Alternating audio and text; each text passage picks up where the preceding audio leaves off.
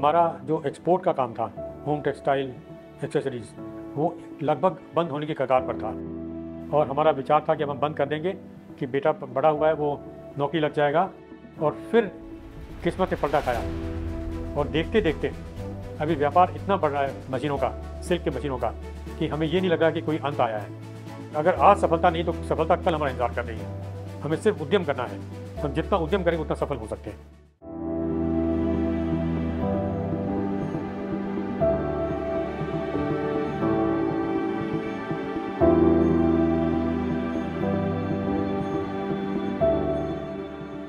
नमस्कार, मेरा नाम रतन वैद है।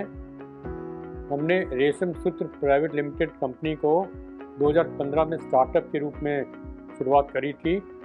हम सिल्क की मशीनें बनाते हैं जो भारत का एक विशेष उत्पाद है। मेरा जन्म कराची में हुआ था, जहाँ से हमें भागकर आना पड़ा और मेरी पढ़ाई कलकत्ता में हुई, स्कॉटिश चर्च कॉलेज में। और मेरा विचार तो था कि मैं आर्मी ज्वाइन करूं। मैं 3 बार सेलेक्ट भी हुआ, लेकिन किस्मत मुझे व्यापार में ले आई।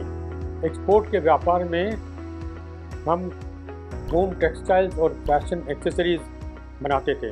स्कार्फ हुआ और बेड स्प्रेड, पर्दे, कुशन कवर, और उसमें ज़्यादातर सिल्क का ही उपयोग होता था। और जब हमने ये मैन्युफैक्चरिंग शुरू करी तब सिल्क का एक्सपोर्ट का काम कम होता गया। लेकिन जब दिक्कत आई मशीन में, तब मेरे बेटे ने, जिसका बहुत ही ठंडे दिमाग से उसने यहाँ अपनी फैक्ट्री में ये एनालाइज़ किया कि दिक्कत आई कहाँ है। और मेरा बेटा, क्योंकि इंजीनियरिंग का स्नातक था, उसने एक मशीन बनाने का प्रयास किया और एक मशीन बनी जो बहुत छोटी बनी। लेकिन तो एक बार तो लोग सब हंसे कि ये 12 इंच बाय 12 इंच मशीन में क्या बनेगा।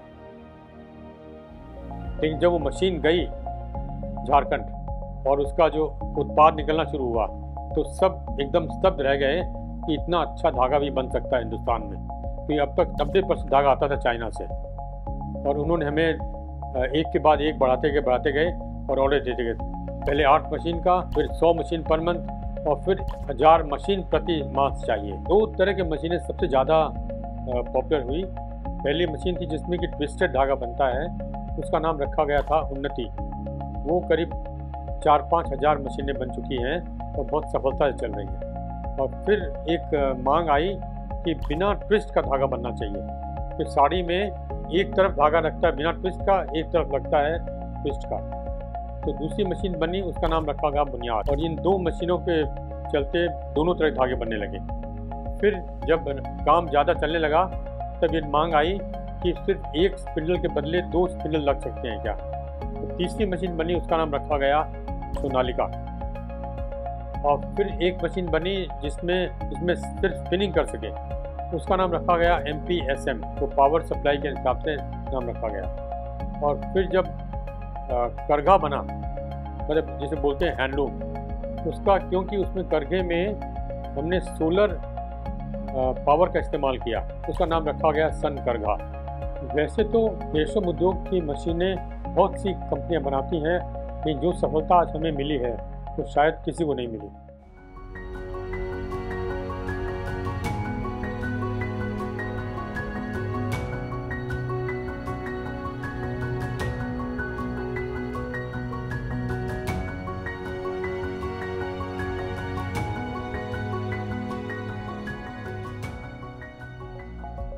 की चुनौतियां भी ऐसी हैं जो और किसी उद्योग में नहीं है। और किसी भी उद्योग में, किसी उत्पाद में हम डीलर बना सकते हैं और माल बेच सकते हैं। इस उद्योग में क्योंकि स्किल लेवल की ज़रूरत है, तो हम इसको डीलरशिप के थ्रू नहीं बेच सकते। तो हमने एक ऑल्टरनेट मॉडल बनाया है कि हम स्टेट कोऑर्डिनेटर रखते हैं और बाकी फिर जो किसान होते हैं जो सिल्क खेती करते हैं, उनके बच्चों को हम सिखाते हैं कि किस तरह मशीन देख रेख करी जाए।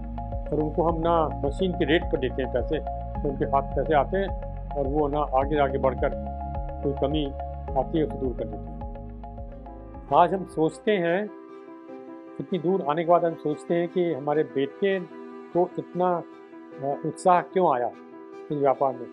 तब जब पीछे मुड़ कर देखते हैं तो जब हम जाते थे विदेशों में ऑर्डर लेने के लिए अपने एक्सपोर्ट बिजनेस के लिए, तो हरदम हमारे जाते ही वो आकर हमारी कुर्सी पर बैठ जाता था और हमारे पीछे से उसने बहुत सुचारू रूप से काम चलाया।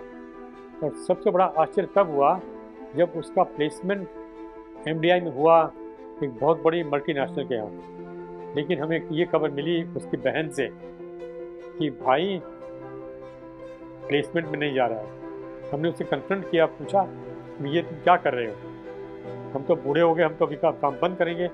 तब उसने कहा कि नहीं पापा, मैं यही बिजनेस करूँगा और मैं नौकरी नहीं करूँगा। वो दिन है और आज का दिन है, वो हमें सारे व्यापार को आगे लेते जा रहा है। और फिर किस्मत ने पलटा खाया और देखते देखते अभी व्यापार इतना बढ़ रहा है मशीनों का, सिल्क के मशीनों का, कि हमें ये नहीं लग रहा कि कोई अंत आया है। एक नई शुरुआत, रोज़ एक नए अवसर, रोज़ एक नई शुरुआत हमें देखने में मिल रही।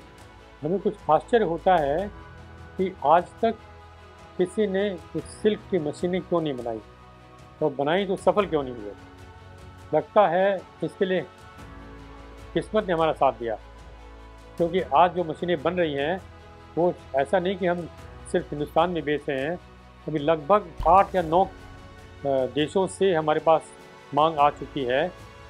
अफ्रीका से, आइसलैंड से, ग्रीनलैंड से, फ्रांस, स्विट्ज़रलैंड, नेपाल, और अगर हम चाहें तो वो भी बहुत बड़ा एक अवसर हमारे लिए है कि हम कई गुना इस उद्योग को बढ़ा सकते हैं। कभी कभी हमें अपने आप पर आश्चर्य होता है कि ये मशीनें ऐसी बन कैसे रही हैं।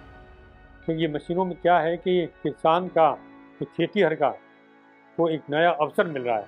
वो कल तक खेती में कमाता था करीब साल भर में देखा जाए तो 15,000 20,000, और आज इतने पैसे तो कमा लेता है एक महीने में। जब हमने ये सिल्क की मशीनें बनाना शुरू किया तब हमारा जो एक्सपोर्ट का काम था, होम टेक्सटाइल एक्सेसरीज़, वो लगभग बंद होने की कगार पर था। मुश्किल से हम अपना गुजर चला रहे थे। लेकिन जब से सिल्क मशीनों का उद्योग शुरू हुआ तब से दिन दुगना रात चौगनी तरक्की हो रही है। हमने कुछ धोखी भी खाई कि अब ये हो रहा है हम हर साल अपना व्यापार दुगना कर रहे हैं, और आगे कितनी कहाँ तक जाएगा ये सोच के एक रोमांच हो उठता है। तो इस उद्योग में जो हमने आज मशीनें बनाई है, क्योंकि वो सबसे नई ईजाद है, और जब हमें अवसर मिला इनाम लेने के लिए, एसडेन फाउंडेशन का अवार्ड मिला और अमेरिकन सोसाइटी ऑफ इंजीनियर्स से अवार्ड मिला, तो वहाँ देखकर हैरान रह गए कि अपने देश में कितनी प्रतिभा है। 10-10 कंपनियाँ ऐसी आई हमारे टक्कर में जिन्होंने कहीं ज़्यादा महीन, कहीं ज़्यादा अच्छे उत्पाद ईजाद किए थे, लेकिन वो लगता कहीं ना कहीं रुक गए। तो एक मैसेज मैं सबको देना चाहूँगा, अपने भाई बहनों को, कि हमें रुकना नहीं चाहिए। अगर आज सफलता नहीं तो सफलता कल हमारा इंतजार कर रही है। हमें सिर्फ उद्यम करना है, हम जितना उद्यम करेंगे उतना सफल हो सकते हैं।